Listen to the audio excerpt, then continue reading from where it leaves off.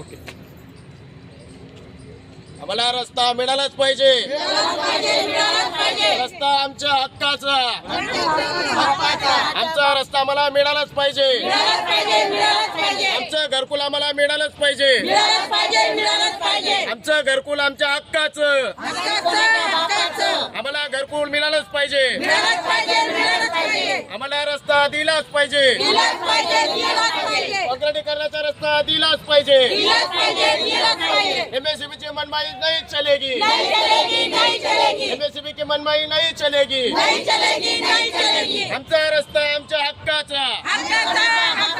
आम्हाला रस्ता मिळालाच पाहिजे. आजपर्यंत न मिळालेलं घरकुल आज आम्हाला दिलंच पाहिजे. आम्हाला घरकुल दिलंच पाहिजे. आम्हाला घरकुल दिलंच पाहिजे.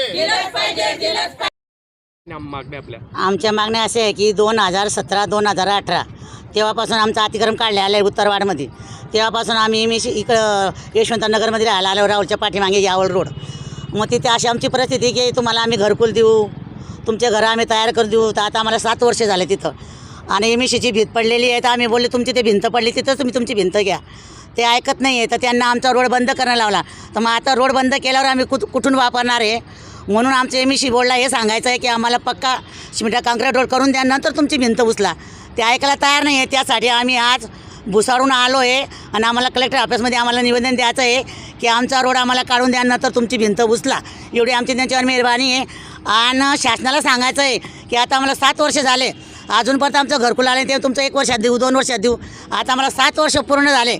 आमची एवढी कंडिशन खराब आहे. आमच्याकडे गारा होतो, आमच्याकडे डोंगर आहे पाठीमागे, मोठे मोठे साप जनावरं निघतात, आमचे लहान लहान लेकरं आहे, शाळेत जाण्याची परिस्थिती खराब आहे, रोड नाही आम्हाला बरोबर.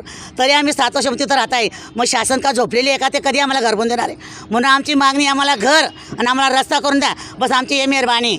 जय भीम, जय बुद्ध, जय भारत.